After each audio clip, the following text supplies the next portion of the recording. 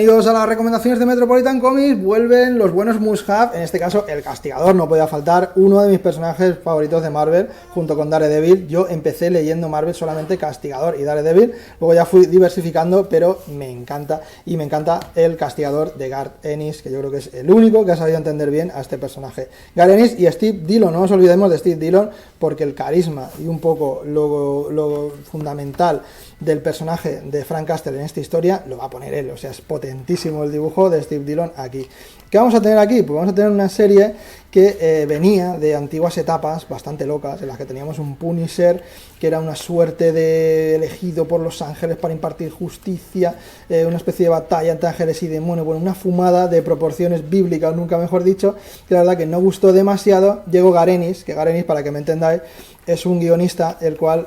odia el pijameo, o sea, es el autor de The Boys, o sea, la serie más crítica hacia el pijameo, donde ha cogido a todos los héroes que tanto nos gustan de Marvel y DC, los ha tirado por el suelo, les ha dado 1000 vueltas, los ha lanzado contra un cubo de basura, o sea, los ha hecho auténtica mierda, porque a él no le gustan esos personajes. Sin embargo, el Castigador sí que es uno que le encanta y es con el que mejor se ha sabido mover. Y lo que vamos a tener aquí, pues una historia muy mundana, muy loca, con un humor muy escatológico, muy bizarro en ocasiones, en el cual pues simplemente vamos a tener a Frank Castle impartiendo justicia, encargándose de toda la gentuza de la ciudad, en concreto la banda de Magnucci, de una señora que tiene, pues digamos, es la principal mafiosa de ese momento. Y vamos a tener simplemente, pues eso, una historia muy loca, con muchísimo humor negro, escatológico, irreverente, en el que el Castigador va a ir acabando con todos estos villanos de formas hiper humillantes, al mismo tiempo que también nos van a contar otra historia que está muy graciosa, que le va a dar un poco ese lado más humano al personaje, porque si solo lo vemos matar, pues tampoco vamos a acabar empatizando mucho con él, y es un poco la comunidad de vecinos donde él vive, la cual es totalmente rocambolesca. O sea, tenemos un tío con la cara llena de piercing, una muchacha súper retraída que no sale de su casa, y este señor, el señor Bumpo, este señor gordo, que luego va a ser muy, muy importante en la parte final de la historia, y lo dejo, el cual es muy gracioso porque después de cada misión vemos cómo regresa a su casa y hay pequeños diálogos muy muy muy leves entre ellos que los van a definir muchísimo y nos van a dar situaciones muy cachondas. Sobre todo el señor Bumpo, yo me parto el culo. Y como digo, esto es una serie que sería impensable a día de hoy, o sea, las locuras que hace aquí Garth Ennis, un poco sin cortarse ni tres, o sea, esto a día de hoy estaría totalmente cancelado, pero bueno, aquí yo creo que Garth Ennis entendió que esto es humor puro y duro, entretenimiento, y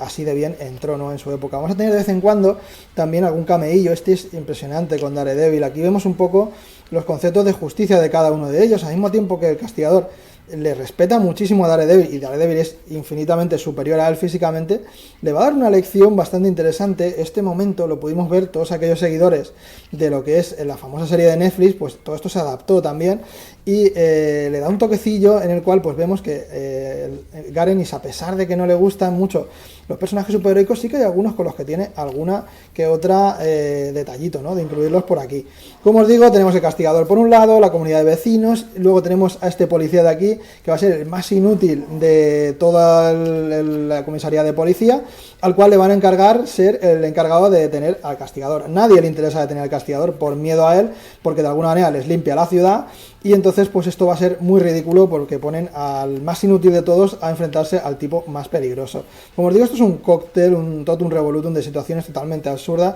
pero divertidísimas. Por ejemplo, también esto que vamos a tener aquí va a ser una suerte de imitadores que van a aparecer en torno a la figura del Castigador, cuyo meta final es conocerle y convertirse en una suerte de psiquis o de discípulo suyo, cuya resolución va a ser muy cachonda también. Y el dibujo de Steve Dillon, que lo tengo que volver a recalcar, Steve Dillon aquí está sublime. O sea, tenemos un Steve Dillon en estado de gracia, con unas caras que les dan una personalidad a todos los personajes increíble, con unas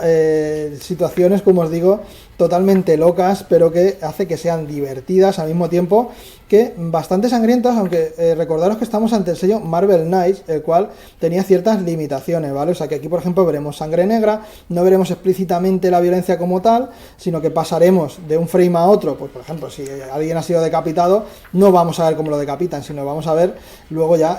pues con la cabeza arrancada, ¿no? Vemos que tenían algunas cositas que el sello Marvel Knight le imponía a esta cabecera, algunos límites que no se podían cruzar, aunque se las ingeniaban estos dos para siempre intentar conseguirlo de alguna forma. Como os digo, un recomendadísimo de los must-have, o sea, es diversión en estado puro, diversión sin escrúpulos, sin medias tintas. Y sí que os quería comentar brevemente que esta es los primeros 12 números de una serie que fue mucho más larga. Yo la tengo en este antiguo formato, colección extra superhéroes, un formato bastante cuestionable, donde tenemos pues lo que daría fin al resto de la colección, ¿vale? Como digo por aquí, pues todo esto continuará. La historia es suficientemente autocontenida para entenderse sin problema, pero que sepáis que si os gustó todo esto y queréis continuarlo, pues si podéis conseguir estos extras superhéroes, pues serían estos 2 tomitos y ya tendríais toda la colección completa. Y si no, pues esperemos que, no sé si a lo mejor ya hubiera salido algún Must-Have continuando esto, no tengo ni idea. Y si no, pues esperemos a ver si